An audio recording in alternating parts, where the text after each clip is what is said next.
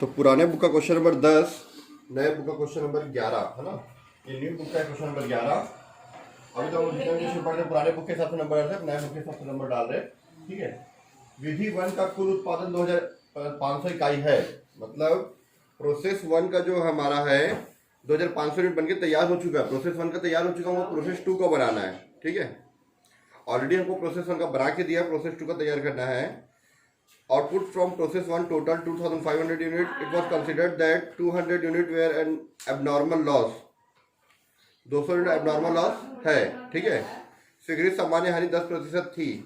अच्छा, हमको यहाँ पे प्रोसेस 1 का ही बनाना है। तो देखना, प्रोसेस 1 का अकाउंट बनाना जिसमें हमको दिया कि 2500 यूनिट बनके तैयार हो गया है और 200 यूनिट एबनॉर्मल लॉस है। ठीक है। और इसमें 10% का नॉर्मल वेस्टेज है। नॉर्मल जो यहाँ पे आना चाहिए हमारा। ठीक है।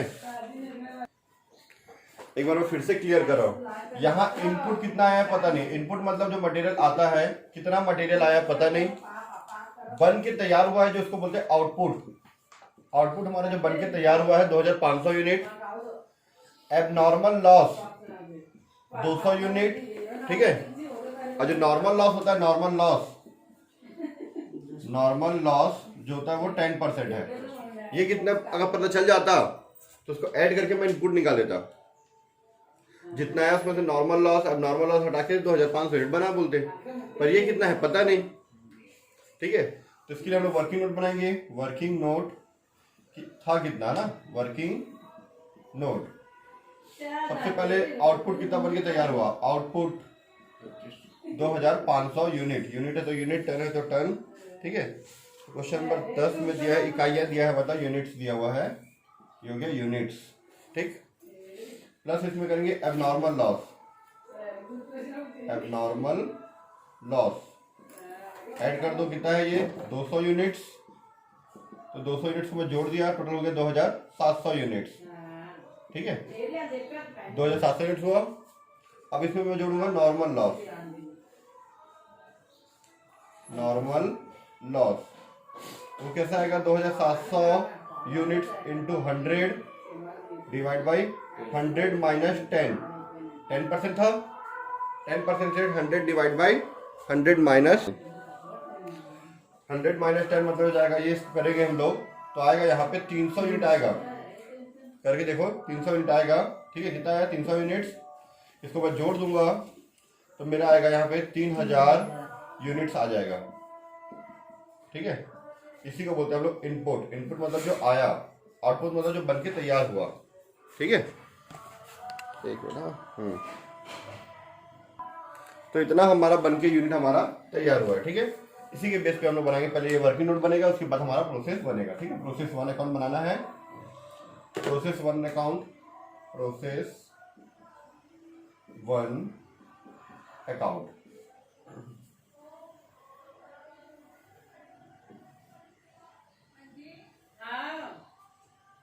ठीक है। ये हमारा प्रोसेस 1 अकाउंट बनाते हैं हम लोग। इधर यूनिट्स का कॉलम, अकाउंट कॉलम पता है आप लोगों को कैसे कॉलम का, है ना।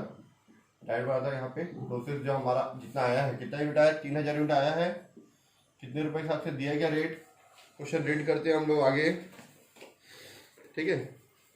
The material information are material ₹5 per unit के हिसाब से आया था। कितना यूनिट आया था पता नहीं था, तो हम लोग निकाल दिए 3000 यूनिट, है ना। सामग्री 5 रुपये प्रति इकाई की दर से आया है टू मटेरियल। ठीक है। Eight the rate of ₹5 per unit 15,000 रुपये हो जाएगा, 15,000 रुपीज। ठीक है।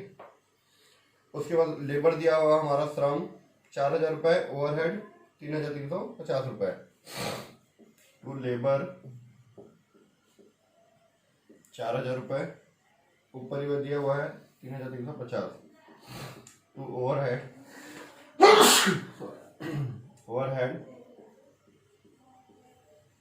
3350 रुपीज। ठीक है।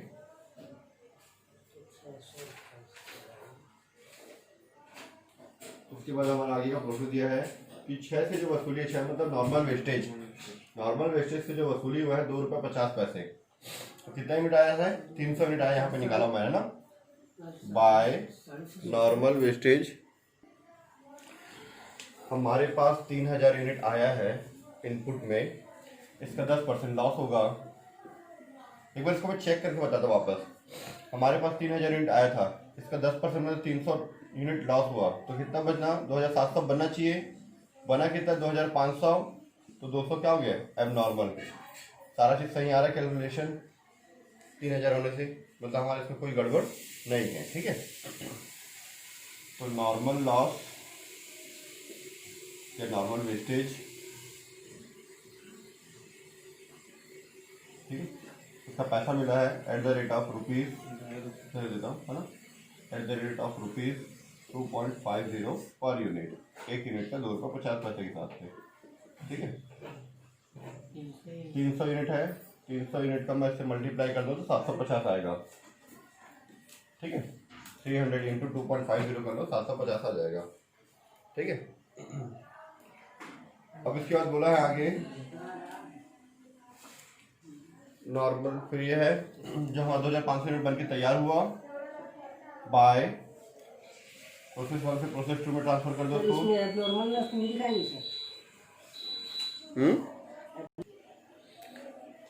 तो प्रोसेस 1 से हम लोग प्रोसेस 2 में ट्रांसफर करिए, नेक्स्ट प्रोसेस लिख सकते हैं। ठीक है, ट्रांसफर टू नेक्स्ट प्रोसेस जो हमारा बन के तैयार हुआ है, नाम नहीं दिया तो transfer to next process account, है ना, next process account at the rate of rupees, जो भी आएगा यहाँ पे पर यूनिट कितना आएगा वो निकालेंगे हम लोग। ठीक है, और जो नॉर्मल वेस्टेज जो एब नॉर्मल उसको लिखेंगे, एब नॉर्मल जो 200 यूनिट आया था एब नॉर्मल लॉस था ना, एब नॉर्मल वेस्टेज या एब नॉर्मल लॉस, एब नॉर्मल लॉस या वेस्टेज भी लिख सकते, दोनों चलेगा। ठीक है, उसका जो भी आएगा eight the rate rupees per unit के हिसाब से यहाँ लिख देता हूँ मैं, eight the rate of rupees less करके पर यूनिट। ठीक है, ये नेक्स्ट प्रोसेस का नॉर्मल लॉस जो आएगा वो नीचे हम लोग वर्किंग नोट में निकालते हैं। ठीक है, ये देखते हैं यहाँ पे टोटल कर दो, ये 3000 आया और ये 15000, 4000, 19 और 3 हो गया हमारा 22,350। ठीक है, 2350 रुपीज़। ये वर्किंग नोट नंबर 1 था। वर्किंग नोट नंबर 2 बनाते हैं यहाँ पे।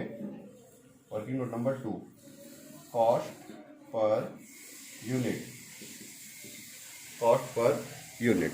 ठीक है,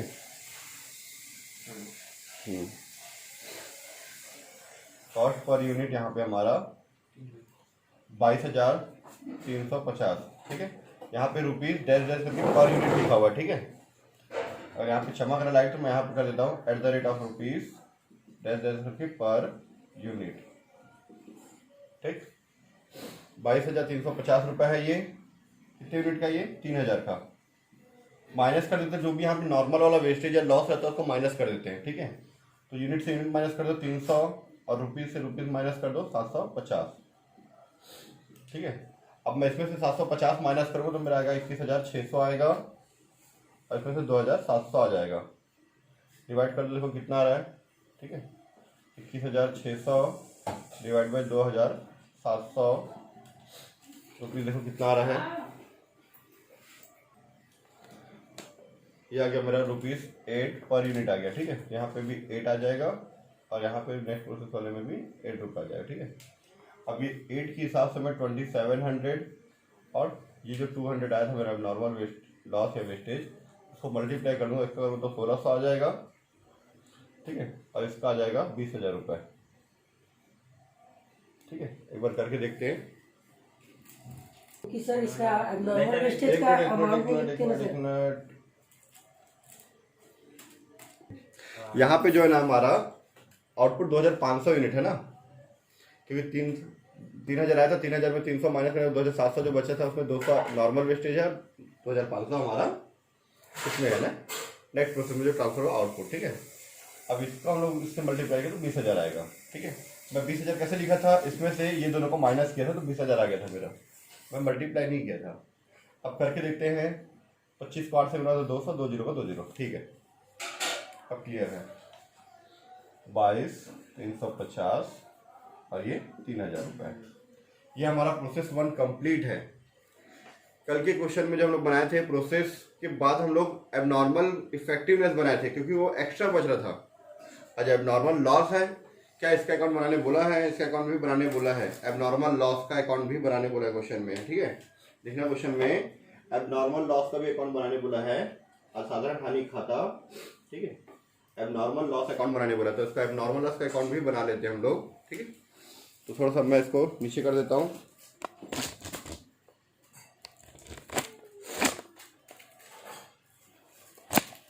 ठीक है,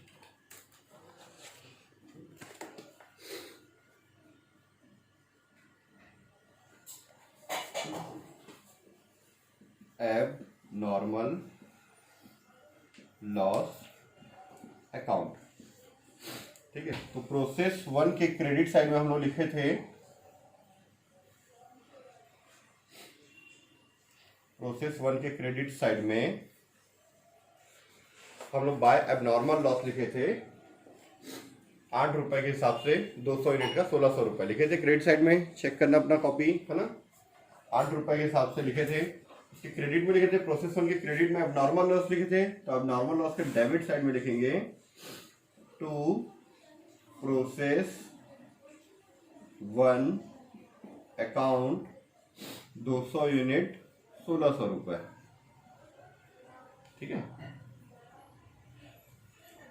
प्रोसेस 1 के क्रेडिट में लिखे बाय एबनॉर्मल लॉस, तो एबनॉर्मल लॉस के अकाउंट के डेबिट में लिखेंगे टू प्रोसेस 1 अकाउंट। ठीक है, जनरल एंट्री के हिसाब से हमारा ऐसे ही चलता है। ठीक है, ये हो गया।